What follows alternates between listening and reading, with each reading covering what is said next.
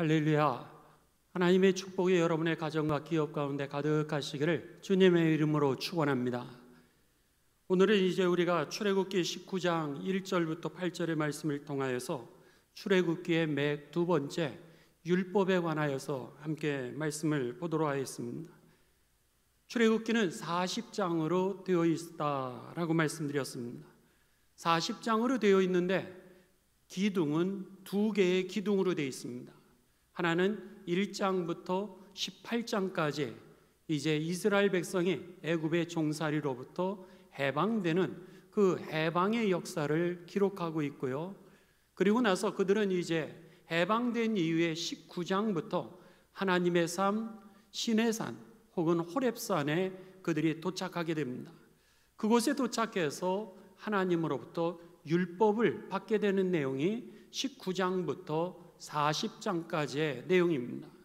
그래서 1장부터 19장까지의 내용은 우리를 자유케 하시는 하나님, 또 우리를 해방하시는 하나님, 죄로부터 우리를 자유케 하시고 죄에서 해방하시는 분이 하나님이라고 하는 사실이 저와 여러분의 분명한 믿는 내용이 되시기를 주님의 이름으로 축원합니다. 죄는 어떻게 우리가 벗어날 수 있는가? 그것은 예수 그리스도 하나님을 통하여서만이 우리가 자유함을 얻게 되고 우리가 해방을 갖는다라고 하는 것, 그것은 오직 하나님을 통하여서만이 우리가 해방을 얻게 된다라고 하는 겁니다. 속박으로부터 억압으로부터 자유와 해방, 오직 여호와 하나님을 통하여서 예수 그리스도를 통하여서 우리들에게 이제 임하게 된다라고 하는 사실을 이 출애굽기 1장부터 18장까지 말씀합니다. 430년 동안 내 힘으로 자유를 획득할 수 없었고 해방할 수 없었던 그들이 이제 하나님의 그 은총을 통하여서 구원을 얻게 됩니다. 그리고 그들이 이룬 곳은 바로 시내산, 하나님의 산이었습니다. 그곳에서 그들이 이제 하나님과 계약을 체결하게 됩니다. 계약이 뭐냐? 바로 율법이라고 하는 겁니다. 이제는 하나님의 은혜를 받은 그들이 너무나도 감격하면서 하나님과 우리들이 함께 동행하면서 살겠습니다 약속하는 것이 바로 이 계약 체결, 언약이다, 이렇게 이야기합니다. 왜 언약이라 그랬느냐, 계약이라 그러지 않고? 그 이유는 말씀을 통하여서 우리가 계약을 했다, 그래서는 그것을 갖다가 언약 이렇게 부르는 겁니다. 성경에 보면 네 가지의 언약이 나오게 됩니다. 나중에 우리가 뒤에 가서 이 성경에 나오는 네 가지 언약을 정리를 하실 텐데요, 이 네 개의 언약이 커다랗게 나오게 되는데, 첫 번째는 여러분 노아의 언약입니다. 노아의 언약은 홍수 사건 이후에 무지개를 갖다가 징표로 주시면서 다시는 내가 물로 멸망시키지 아니하겠다라고 했던 그 첫 번째 언약이 바로 이 노아의 언약입니다. 그 이후에 아브라함과 언약을 맺게 되죠. 언약이 뭡니까? 내가 너로 하여금 모든 민족의 복의 근원이 되고 아버지가 되게 하리라 라고 하시는, 복의 근원이 되게 하실 것이라고 했던 그 언약이 바로 아브라함의 언약입니다. 그 다음에 세 번째로는 모세와 하나님께서 언약을 맺으시는 오늘 본문 말씀 출애굽기 19장부터 이제 40장까지 나와 있는 나는 너희의 하나님이 되고 너희는 나의 소유가 되며 나의 백성이 되어지고 내가 너희로 하여금 이 땅 가운데 하나님의 나라를 성취하게 하는 그 제사장이 되게 하리라 라고 약속하신 그 세 번째 모세와의 언약이 오늘 본문의 말씀입니다. 그리고 나서 다윗과 언약을 맺게 됩니다. 다윗과 너의 나라가 영원히 이어지게 되고 너를 통하여서 왕이 그곳에서 이루어져 이제 하나님의 뜻을 성취하리라고 하시는 메시아 예언을 약속하시는 그 다윗의 언약이 구약에 있어서 네 개의 가장 커다란 그런 언약이 됩니다. 이 모든 것을 통하여서 하나님은 구원의 주인이시오 역사의 주인이시오 복의 주인이시며 오늘 우리로 하여금 이 땅 가운데 복의 근원이 되게 하시고 하나님의 나라를 성취할 수 있는 하나님의 축복의 통로가 되게 하시겠다라고 하는 그 약속이 바로 이 네 가지의 언약 속에 계속해서 반복되어지고 있다라고 하는 겁니다. 그 모든 언약의 성취가 어디서 되어지죠? 바로 메시아 예수 그리스도에게서 성취가 되게 됩니다. 그러니까 구약에 나와 있는 이 네 개의 언약 중에 오늘 모세의 언약 시내산에서의 이 계명이 바로 세 번째 언약이 되는 것입니다. 하나님은 이제 이스라엘 백성들을 구원하시고 그들과 언약을 체결하십니다. 하나님의 백성으로 그들이 어떻게 살아갈 수 있는지, 어떻게 하나님의 소유가 되고 어떻게 하나님의 백성이 되고 그리고 이 땅 가운데 하나님의 뜻을 성취하게 되는 하나님의 나라를 이루게 되는 제사장으로 살아갈 수 있는지 그 방법을 하나님께서 가르쳐 주시게 됩니다. 그래서 이 율법이라고 하는 것은 지난주에도 말씀드렸지만 쉽게 얘기하면 울타리다 그랬습니다. 하나님 안에 거하게 하는 울타리가 바로 율법이요, 더 나아가 이 율법은 경계선이다 그랬습니다. 이것을 벗어났을 경우는 우리가 하나님의 백성으로 벗어나게 된다라고 하는 겁니다. 더 이상 제사장의 나라로 하나님은 우리를 사용하지 않으신다라고 하는 겁니다. 제사장, 하나님의 나라를 세우는 데 있어서 내가 쓰임받을 수 없다라고 하는 그 경계선이 바로 이 율법이었던 것이죠. 하나님의 소유가 아니라 사단의 소유로 넘어가게 되는 겁니다. 하나님의 자녀가 아니라 사단의 자녀가 되고 하나님의 백성이 아니라 오늘 우리는 이방 사람이 되어서 구원의 자리에서 나아가게 되는 그 경계선이 바로 이 율법으로 주어지게 되었다라고 하는 겁니다. 이제 오늘 본문 말씀이 바로 그런 말씀입니다. 자, 19장 1절부터 우리가 읽었지만 그럼에도 불구하고 여러분 좀 더 우리가 세밀하게 다시 한번 정리할 필요가 있습니다. 19장 1절, 이스라엘 자손이 애굽 땅을 떠난 지 430년 만에 해방을 받게 돼서 3개월이 지난 이후에 이 시내산에 도착하게 됩니다. 2절, 그들이 르비딤을 떠나 그 전에 그들은 마라라고 하는 지역을 지나가면서 쓴물이 단물로 되어지는 것을 경험하게 됩니다.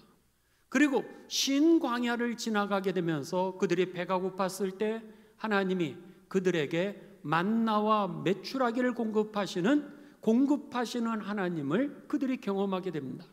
그리고 나서 그들은 르비딤에 도착하게 됩니다. 르비딤에 도착하였을 때 물이 없을 때 목마른 갈증을 해결해 주시는, 그들의 삶을 부욕해 하고 풍성케 하시는 하나님을 그들이 경험하게 되고요, 또 아말렉이라고 하는 족속으로부터 공격을 받았을 때 그 전쟁에서 하나님이 승리하게 하시는 그 하나님을 경험하게 됩니다. 여호수아가 나가서 싸웁니다. 그렇지만 그 뒤에서 모세가 이제 산꼭대기에서 손을 올리면은 전쟁에서 승리하였고, 지쳐서 손이 내려갈 때에는 그들이 전쟁에서 패하게 됩니다. 오늘 전쟁의 승리가 우리들의 기술과 능력에 있지 않음을 이 르비딤의 전투에서 가르쳐 주게 됩니다.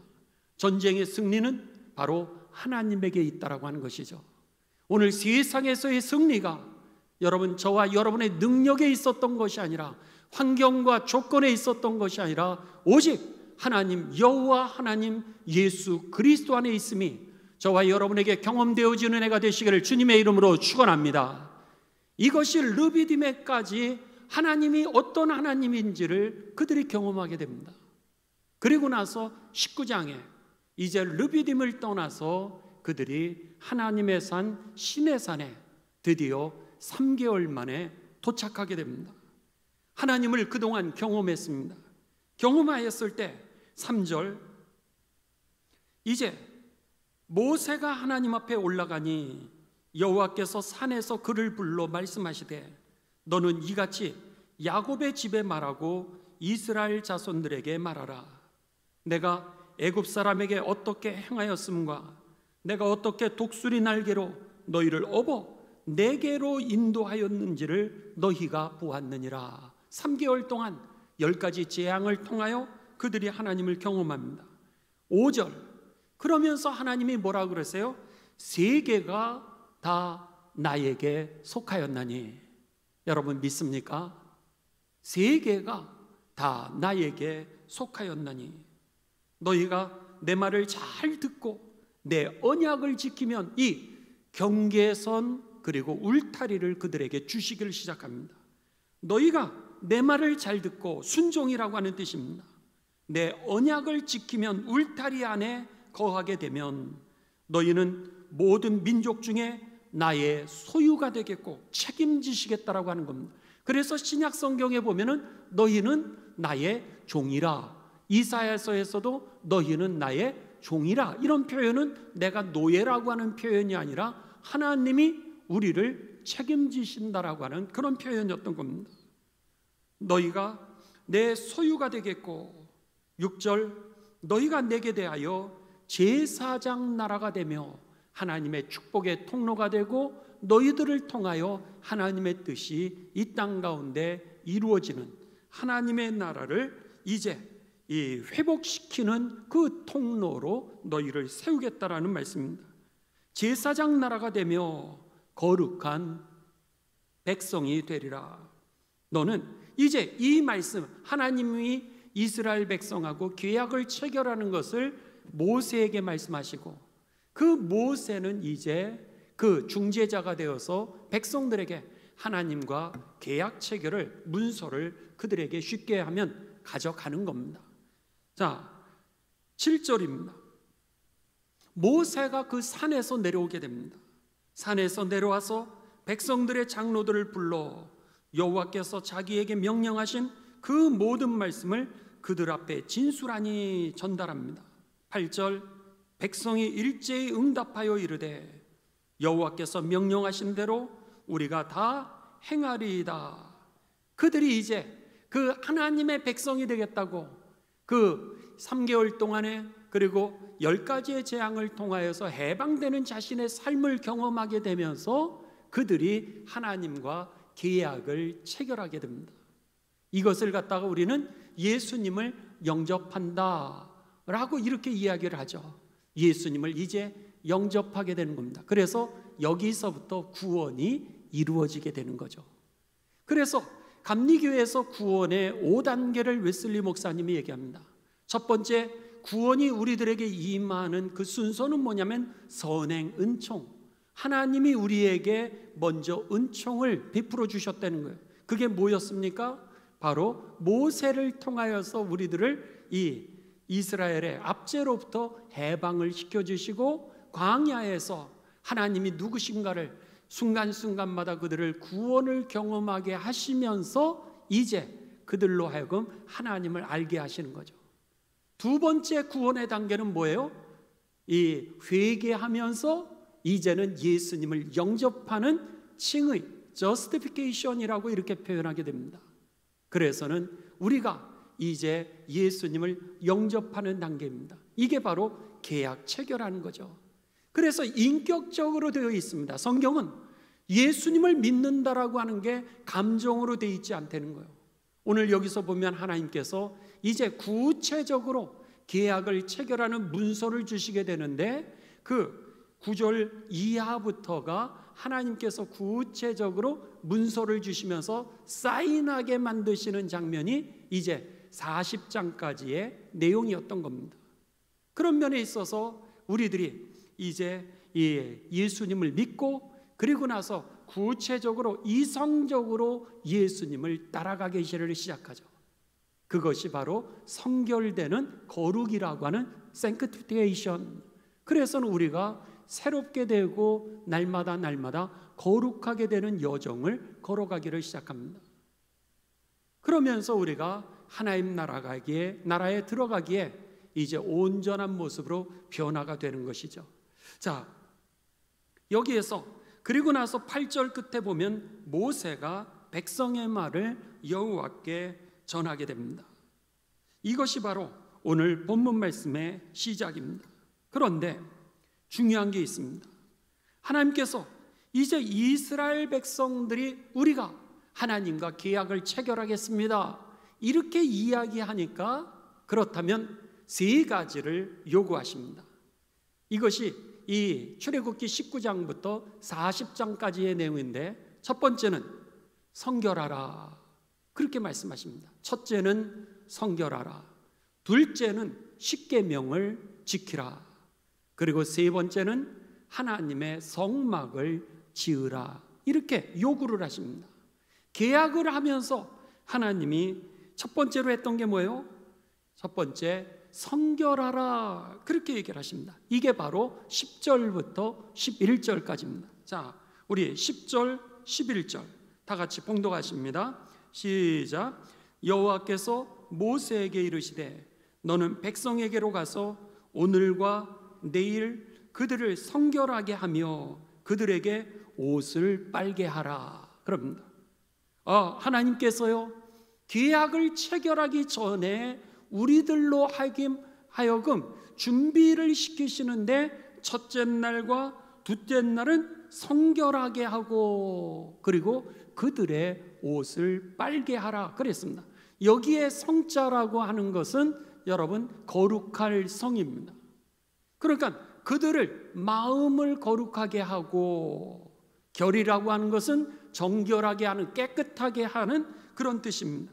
그러니까 깨끗한 결이라고 하는 뜻으로서 그들이 옷을 빨고 목욕 재개를 하는 것과 같은 우리의 마음을 깨끗하게 하고 그리고 우리들의 육신을 갖다가 깨끗이 준비하라고 그렇게 하나님이 요구하십니다.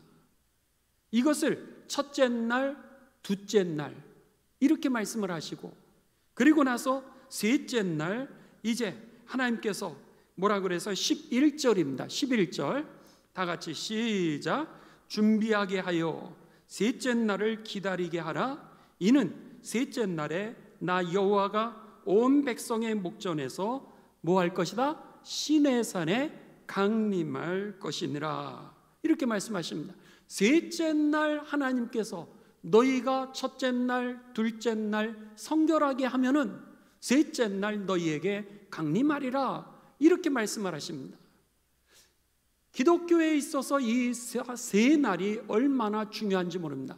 첫째 날 예수님이 십자가에 죽으시고, 첫째 날, 둘째 날 여러분 죽음과 무덤에서 준비를 하시게 됩니다.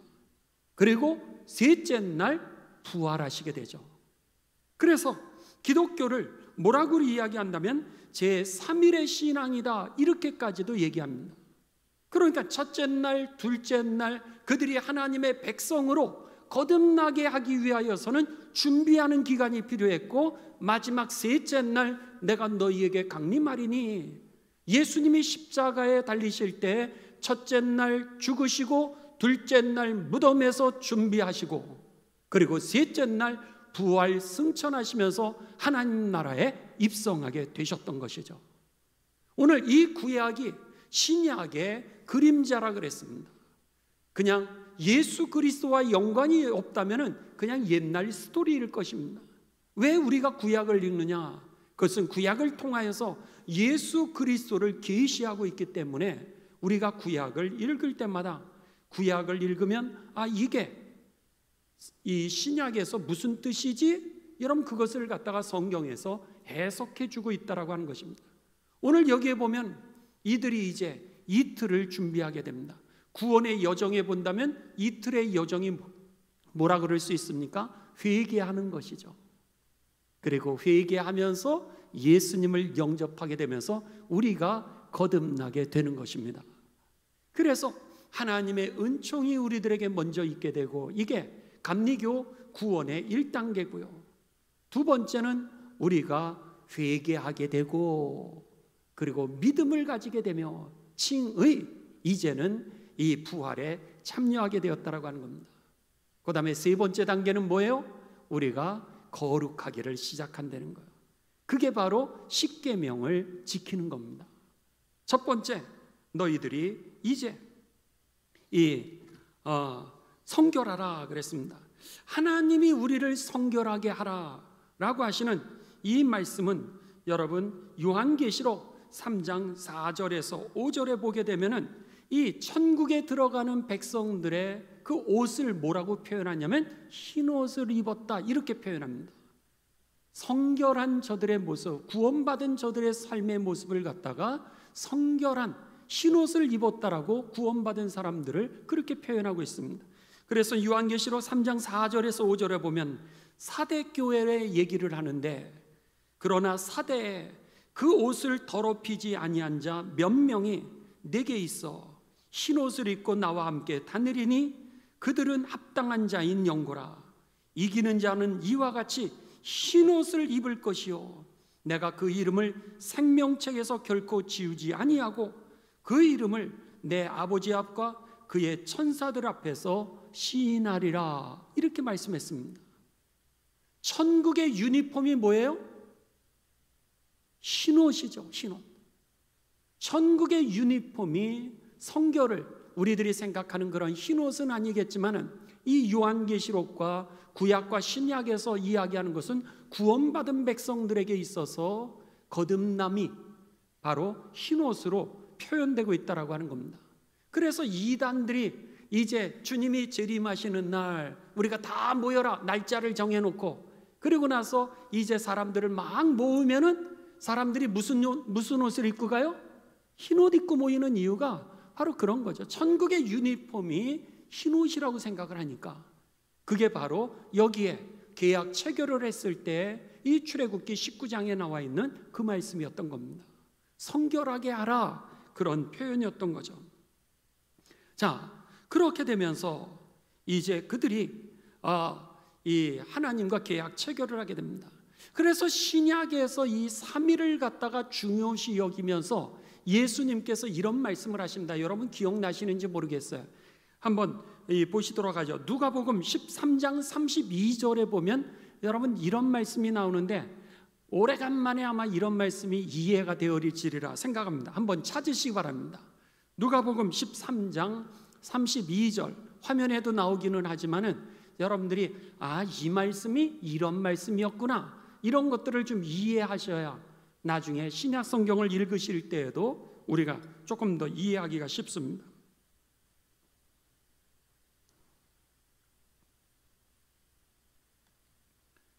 이르시되 예수님이 그러시는 거예요. 너희는 가서 저 여우에게, 이 여우가 누구예요?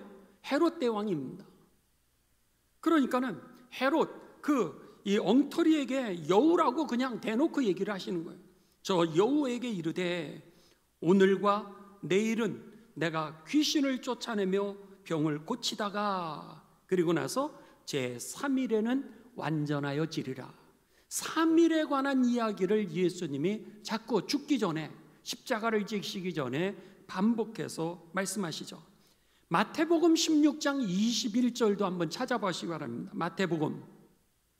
마태복음 16장 21절. 자, 이것은 여러분 같이 읽도록 하겠습니다. 자, 이때로부터 시작.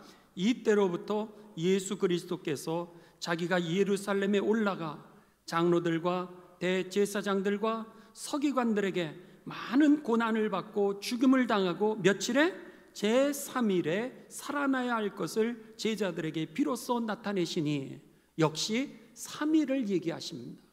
그 전에는 이 준비하는 기간, 죽음, 무덤에 대해서 말씀을 하시고 성결케 하시는 그런 기간입니다. 우리의 죄를 위하여 십자가에 죽으시고 이 모든 죄의 문제를 해결하시는 기간이었던 거예요. 그리고 나서 이 죄의 문제가 깨끗하게 되고 나서, 그리고 나서 부활 승천하시게 되죠. 이게 바로 구약에 하나님과 계약을 맺기 전에, 그들이 거듭나기 전에, 믿음의 하나님의 백성이 되기 전에 요구하셨던 성결의 과정이었던 겁니다. 두 번째, 이 율법에서 하나님이 우리들에게 요구하시는 것은 뭐예요? 이제 계약이 됐습니다. 성결하게 됐어요. 3일째 그들이 하나님의 백성이 되었습니다. 그러면 그 다음에 구원의 단계는 뭐예요? 거룩함이라고 하는 겁니다. 그 거룩함을 뭐로 표현하냐면 십계명으로 우리들에게 말씀하시면서 이것을 행하라 이렇게 말씀하시죠. 자, 기독교에 세 가지 보배가 있습니다. 기독교에 세 가지 보배가 있는데 그 중에 첫 번째는 사도신경이요, 우리가 무엇을 믿는가를 다 정리를 해주고 있습니다. 두 번째는 십계명입니다. 우리가 믿는 그 도리를 어떻게 살아갈 것인가 라고 하는 것을 정리하고 있는 것이 바로 십계명입니다. 그리고 나서 마지막 세 번째 기독교의 보배는 뭐냐면 오늘 우리들이 지난주에 말씀을 통하여서 배웠던 주기도문입니다. 주기도문을 통하여서 우리가 무엇을 믿는지, 그리고 우리가 어떻게 살아야 될지를 예수님께서 종합해서 우리들에게 가르쳐 주시죠. 그래서 우리가 교리 공부를 하게 될 경우 가장 기초적으로 교리를 정리하는 것은 바로 사도신경, 그리고 십계명, 주기도문을 공부를 하고 그것을 갖다가 정리를 할 때 교리를, 성경을 요약하고 내가 무엇을 믿고 있고 내가 어떻게 살아갈 것인가를 정리하게 된다라고 하는 겁니다. 그런 면에서 여러분들이 만일 집에서 성경 공부를 하실 때 내가 무엇을 믿고 있나 라고 했을 때에는 사도신경을 보시고요, 내가 어떻게 살아야 되지? 그랬을 때는 하나님의 백성으로 살아가는 십계명을 묵상을 하시 바랍니다. 구약의 십계명, 그리고 신약으로 가면 여러분 쉬운 말로 얘기하면 우리가 산상수훈, 마태복음 5장, 6장, 7장을 묵상을 하시면 그 모든 게 십계명 안에 포함이 되어 있음을 우리들이 발견하게 될 것입니다. 자, 그러면은 이제 우리가 하나님의 백성으로 살기 위하여서 우리로 하여금 하나님께서 어떻게 살 것인지 십계명을 가르쳐 주십니다. 출애굽기 20장 1절입니다. 제가 핵심 본문만 여러분들에게 뽑아서 말씀을 드리기 때문에 여러분들이 10가지의 계명을 갖다가 따라오실 때는 동그라미를 쳐놓으시면 중간에 여러분 들어가 있는 말씀들을 빼고 핵심적인 것만 여러분들이 정리를 하실 수 있을 겁니다. 첫 번째, 20장 1절에서 2절 제가 읽으면은 하나님이 이 모든 말씀으로 말씀하여 이르시되 2절, 나는 너를 애굽 땅 종되었던 집에서 인도하여 낸 내 하나님 여호와니라. 이전에 3개월 동안 저들이 430년의 이 억압으로부터 해방되었던 모든 역사를 한 줄에 하나님이 어떤 하나님이신지, 종으로부터 해방시키신 하나님, 그들을 자유케 하신 하나님이심을 하나님이 확인시켜 주십니다. 그리고 나서 이제 첫 번째 계명을 주십니다. 3절 여러분들이 읽습니다. 시작. 너는 나 외에는 다른 신들을 내게 두지 말라. 첫 번째 하나님께서 그들에게 요청하시는 십계명의 첫 번째는 여러분, 나 외에 다른 신을 너희가 두지 말라라고 하는 겁니다. 성경에 보면 신론이라고 그러죠. 신론은 두 가지가 있습니다. 첫 번째는 무신론이 있습니다. 무신론은 신이 없다라고 하는 이론입니다. 또 하나는 유신론이 있습니다. 그것은 신이 있다라고 하는 그런 표현입니다. 유신론 안에는 다시 세 가지로 나눠지게 됩니다. 첫 번째는 다신론입니다. 신은 있는데 다신론이라는 거예요. 신이 여러 명 있다라고 그렇게 믿는 겁니다. 바로 히랍신화입니다. 그래서 히랍신화에 보면 여러분 달리기 하는 신이 있죠. 달리기 하는 신이 누구죠? 나이키. 네, 여러분이 신고 다니시는 그 달리는 신이 바로 나이키입니다. 또 여러분 우리가 좀 잘 아는 술을 먹을 때 술신이 있습니다. 술신은 뭘 것 같으세요? 바카스. 여러분들이 잡수시는 바카스가 바로 히랍신화에 나오는 술신입니다. 그러니까 신이 많다라고 생각을 했던 거예요. 그래서는 그들이 이제 태양신을 아폴로라 이렇게 부르기도 하고, 달리는 신을 나이키라 부르기도 하고, 술신을 이제 그들은 바카스라 이렇게 불렀던 것이 다신론입니다. 신은 있으되 신이 많다. 두 번째로는 범신론입니다. 범신론이라고 하는 것은 모든 것이 다 신이다, 그런 표현입니다. 모든 것이 다 신이다. 이게 바로 여러분 힌두교입니다. 우리 피터 전도사님이 오신 네팔이 힌두교의 그런 이 모습들이죠. 인도 역시 여러분 힌두교의 그 본산이라고 할 수 있습니다. 그러니까 모든 것이 다 신이다. 우주도 신, 세계도 신, 자연, 그 모든 것들이 다 신이다, 이렇게 얘기를 합니다. 그래서 힌두교의 자식처럼 태어나게 되는 것이 무엇이냐면 불교죠. 그래서는 불교에도 여러분 불당에 그 뒤쪽에 가다 보면 거기에 신당을 모시는 데가 있습니다. 근데 신당을 보게 되면 거기에 이를테면 이 호랑이 그림 같은 것들이 있습니다. 옛날에 호랑이를 가장 무서워해서 호랑이 신을 산신으로 이제 사람들이 숭배를 했는데, 불교가 한국에 들어오게 되면서 그 불교의 절간 뒤에다가 여전히 신당을 마련해 놓고 거기에다가 호랑이를 그려놨던 겁니다. 호랑이 신을 갖다가 거기에다가 모시고 있는 거죠. 또 어떤 신당에는 그 뒤에 수염이 이렇게 긴 그 이 그림이 하나 있습니다. 그것은 뭐냐면 삼국지에 보면은 유비, 관우, 장비가 있지 않습니까? 그런데 유비와 관우와 장비가 죽은 이후에 그 관우를 갖다가 그들이 신으로 이제 세우게 됩니다. 그러면서 관우의 모습을 갖다가 수염난 그 관우를 신으로 숭배를 하면서 그 신당에다가 관우의 모습을 그려놓았던 거죠. 이 힌두교의 자식과 같이 태어나는 것 중에 하나가 바로 불교고, 그 불교가 한국에 들어와서 여전히 다신론적인 그런 사상을 가지고서 혹은 범신론적인 사상을 가지면서 이제 짬뽕이 되어 있는 것이 한국에 들어와 있는 그런 불교라고 하는 겁니다. 마지막 유신론의 세 번째 이 모양은 뭐냐면 그게 바로 기독교 유일신론입니다. 어떤 다른 것들은 다 우상이라는 거예요. 인간이 만들어낸 우상이고 오직 하나님 한 분만이 온 세상의 창조자이시며 우리를 이 역사를 주관하시는 역사의 주인이시라는 거예요. 우리가 믿는 하나님이 바로 그분이십니다. 할렐루야. 유일신 하나님을 믿고 있는 것이죠. 그러니까는 오늘 성경은 우리들에게 뭐라 그래요? 하나님이 누구냐라고 하는 것에 대해서 대답하라는 거예요. 우리가 하나님을 믿는다 그러면은 하나님이 누구신지를 제대로 알아야 되는데 그분은 다른 어떤 신도 이 땅에는 없다는 거예요. 다 인간이 만들어낸 우상이요, 오직 하나님은 한 분이시라는 거예요.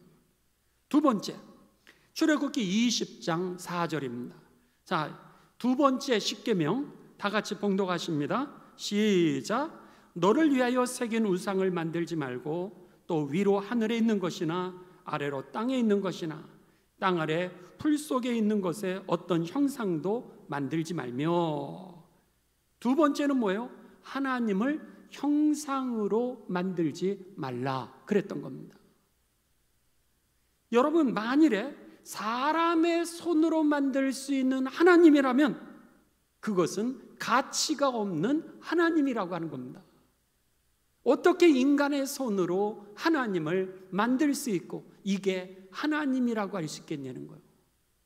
그러니까는 오늘 성경에서 이야기하는 그 하나님은 우리들이 만들 수 없는, 인간의 손에 여러분 제한될 수 없는, 인간의 생각에 제한될 수 없는 하나님이시라고 하는 것이에요. 저와 여러분에게 여러분 믿어지는 그 믿음의 내용이 되시기를 주님의 이름으로 축원합니다.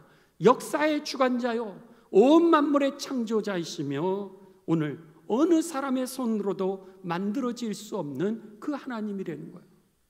그렇기 때문에 종교개혁이 이루어지게 되면서 이제 개신교에서 프로테스탄트들이 제일 먼저 했던 것 중에 하나는 뭐예요? 우상들을 깨기를 시작했던 것이죠. 형상이라고 하는 것들을 모두 다 교회에서 지워버리기를 시작했습니다. 그래서는 어떤 모양이든지 이제 교회에서 아무것도 두지 않으려고 했던 게 개신교의 모습이죠.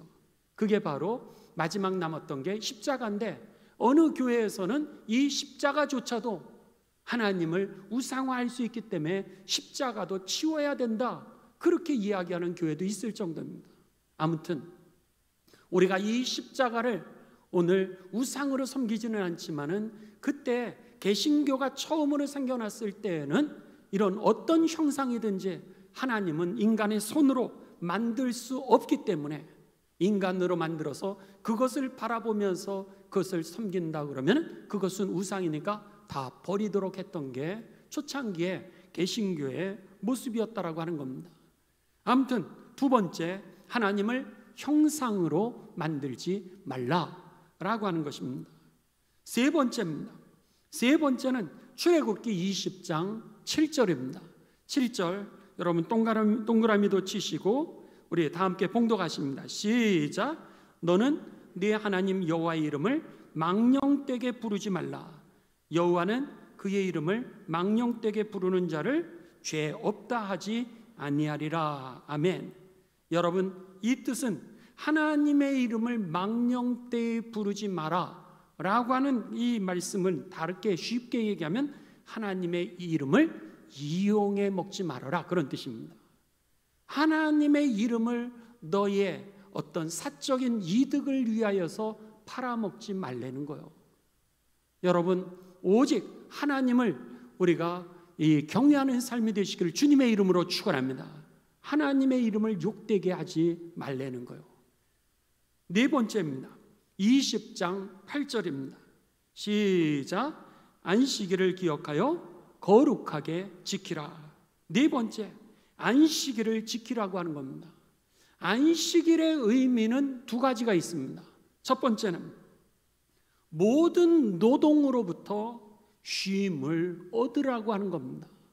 그래서 주일날, 여러분 초창기 때 우리들이, 지금은 많이 이런 것들이 깨지긴 했습니다마는 주일날 쉬라는 거예요. 그래야 하나님을 예배할 수 있게 된다라고 하는 겁니다. 그런데 주일날 쉬지 않게 되면 어떻게 돼요? 쉼을 얻지 못한다라고 하는 겁니다. 이것을 출애굽기에서는 이제 나중에 어떻게 이야기를 하게 되냐면, 주인이 쉬지를 않게 되면 종이 쉬지를 못하게 된다는 거예요. 결국 우리가 하나님의 안식을 지키지 않게 될 경우는 다른 사람의 안식조차도 제한하게 되면서 죄를 짓게 되는 결과를 가져오게 된다라고 하는 겁니다. 두 번째, 안식일을 지키라고 하는 것은 오늘 영원한 천국의 안식을 먼저 여기서부터 누리라고 하는 그런 뜻입니다. 오늘 교회에 와서 예배를 드리실 때 중요한 것이 있습니다. 그것은 뭐냐면, 여러분 우리들에게 위로부터 나뉘어 주시는 그 하나님의 안식, 평안을 누리게 되시기를 주님의 이름으로 축원합니다. 그리고 여기에서 능력을 받는 거예요. 그래서 예배를 통하여 능력을 받고 나아가서 6일 동안 여러분 열심히 정말 하나님의 나라 이 땅에 이루어지는 제사장이 되어질 수 있도록 그렇게 살아가시기를 바랍니다. 그런데 우리가 주일날 쉬지 않게 되면 어떻게 되는 거예요? 그 다음에는요, 여러분 몸이 꼬꾸라지는 겁니다. 안식을 잃어버리게 되면서 평화가 없게 되는 겁니다. 그래서 교회에서 여러분들 섬기더라도, 제가 가끔 말씀드리지만 교회에서는 능력 받고 가야 됩니다. 절대로 교회에서 큰 소리 내지 마시고요, 절대로 교회에서 다툼을 일으키지 마십시오. 싸우지 마십시오. 여기에서 능력을 얻지 못하게 되면 일주일 동안 여러분 능력을 잃어버리게 되고 병들게 되어 있습니다. 왜요? 하나님의 법칙이기 때문에. 그래서 안식해야 쉬는 거예요. 잠을 주무셔야 여러분들이 아침에 일어나서 새 출발할 수 있는 것처럼, 오늘 안식을 통하여 하나님이 여러분에게 능력을 공급하실 때 여러분도 살고 여러분하고 함께 일하는 사람도 살릴 수 있게 되면서 오늘 천국을 누리게 될 줄을 믿습니다. 안식일을 거룩하게 지키게 되시기를 주님의 이름으로 축원합니다. 안식일을 소홀히 여러분 절대로 여기지 마시기 바랍니다. 다섯 번째입니다. 출애굽기 20장 12절입니다. 12절, 내 부모를, 다 같이 시작. 내 부모를 공경하라. 그리하면 내 하나님 여호와가 내게 준 땅에서 뭐하리라? 내 생명이 길리라. 아멘. 여기에 보면은 네 가지의 계명은 사람이 하나님과의 관계를 얘기했던 겁니다. 다른 신을 섬기지 마라. 그 다음에 우상을 만들지 마라. 그리고 이제 우리가 하나님의 이름을 망령되이 일컫지 말라. 안식일을 거룩히 지키라. 이 모든 것은 우리가 하나님과의 수직적인 관계를 이야기했던 겁니다. 다섯 번째부터는 수평적인 관계를 얘기하는데, 오늘 하늘과 땅의 수직과 수평이 만나는 핵심의 다섯 번째, 그 첫 번째 계명이 뭐냐면 부모를 공경하라고 하는 겁니다. 그러면서 부모를 공경하라 그러면서 뭐라 그랬어요? 내 생명이 길게 되리라. 생명하고 관계가 되어 있다라고 그렇게 말씀하고 있습니다. 오늘 여러분 부모를 공경하게 되시기를 주님의 이름으로 축원합니다. 이것은 하나님의 계명입니다. 부모가 잘났든 못났든 내 마음에 맞든 틀리든 상관이 없습니다. 성경은 네 부모를 공경하라. 그리하면 네가 장수하며 생명이 길리라고 얘기했던 것은 생명과 관계되어 있다고 하는 겁니다. 인생의 출발에 하나님의 사람으로 살아가는데 제일 중요한 것 중에 하나는 바로 부모라고 하는 것이죠. 부모에게 잘못하면서 다른 사람에게 잘할 수 없다라고 하는 겁니다. 그렇기 때문에 여러분 오늘 부모님을 잘 모시면 우리에게 생명의 축복이 주어지게 된다라고 하는 이 사실 꼭 기억하시면서 후회 없이 부모님을 잘 모시기를 주님의 이름으로 축원합니다. 그 다음에 우리들이 더 나아가서 여섯 번째입니다. 여섯 번째 20장 13절입니다. 13절 여기는 뭐예요? 살인하지 말라. 14절 생명의 주인이 하나님이시기 때문에 살인하지 말라 그랬고요. 일곱 번째 뭐예요? 간음하지 말라. 여기에 간음이라고 하는 단어는 여러분 정직이라고 하는 뜻입니다. 쉽게 얘기하면. 왜냐하면 간음이라고 하는 것은 그 아내와 자기가 약속한 것을 지키지 않는다라고 하는 겁니다. 오늘날 이혼의 50% 이상이 여러분 외도와 관계가 되어 있다고 합니다. 즉 정직하지 않다는 거요. 약속을 지키지 않는 것이 오늘 간음이라고 이렇게 얘기하고 있는 겁니다. 여러분 오늘 정의가 강같이 흐르는 땅으로 세워가시기를 주님의 이름으로 축원합니다. 여기에 간음하지 말라. 성적인 순결이라고 하는 것은 오늘 기독인의 기본이라고 하는 겁니다. 이것은 바로 정직과 관계에 있기 때문에 정직한 그리스도인이 되라고 하는 겁니다. 20장 15절 여덟 번째 시작. 도둑질하지 말라. 오늘 우리들의 삶 가운데 하나님께서 땀 흘려 수고해서 벌은 것은 오늘 신성 불가침이라고 하는 겁니다. 도둑질하지 말라라고 하는 것은 무슨 얘기예요? 그 사람이 땀 흘려 수고한 것을 갖다가 네가 빼앗지 마라. 하나님이 보장해 주시는 것이라고 하는 겁니다. 그렇기 때문에 오늘 여러분 우리들의 삶 가운데 속에 다른 사람의 것을 우리들이 빼앗아서는 안 된다라고 하는 거예요.